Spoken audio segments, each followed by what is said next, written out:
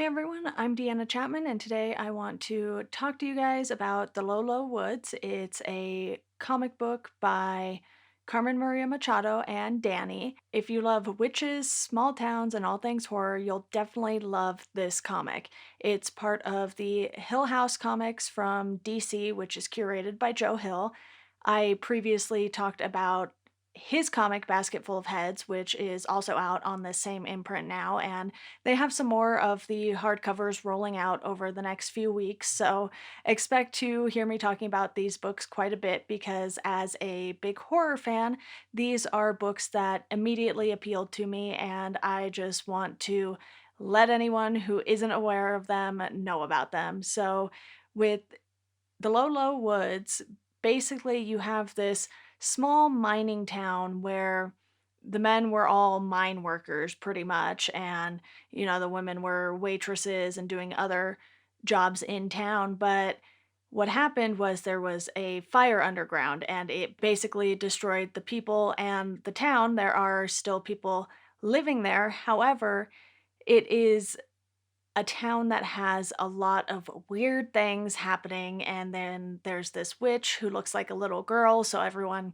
goes to her and asks for her mother. It's actually pretty funny at times, but the two main characters are L and V, and they have this intense friendship that goes through the motions. And I think what Carmen Maria Machado does really well with this comic is it's a coming of age story in a sense because these two girls are in high school, they're thinking about college and what comes next, but at the same time, with as many horror aspects as there are in here, it's definitely a horror comic, and you get that vibe right away. There are creatures that look like part human, part deer. You have the men who have their skin basically melted off, and I don't want to spoil the story at all, so I'll kind of leave the plot at broad strokes. But you have these two characters who are going through the motions as they're figuring out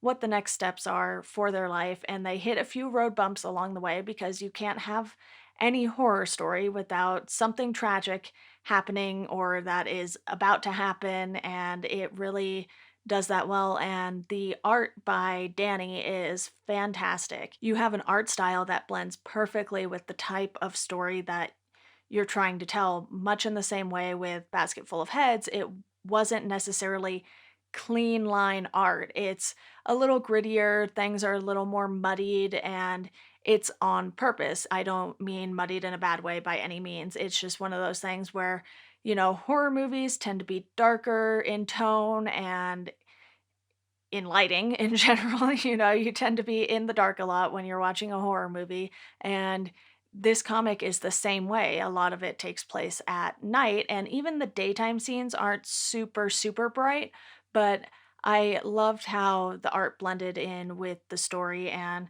the colors set that tone as well. So it really just all came together nicely. And, The Low Low Woods was one I had started reading in single issues when it was coming out, and I fell off of it because I got busy with other things. Same with Basket Full of Heads. I probably read the first 3 or 4 issues, so I knew what to expect at least at the start when I was rereading it. But there are twists and turns that this takes, and it just makes the story more unpredictable and more exciting to read through to the end. And I'm kind of bummed that Hill House Comics doesn't appear to be a long lasting imprint at DC Comics.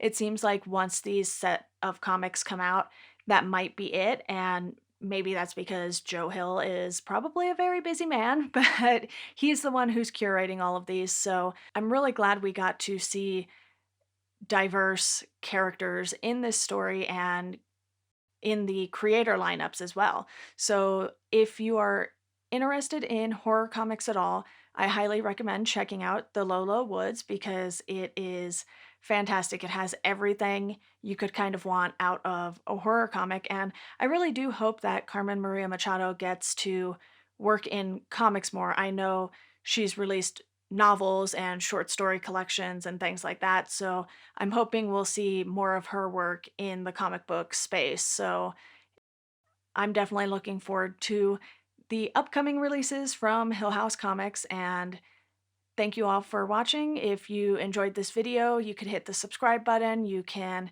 follow me on social media at the links in the show description, and I'll see you next time.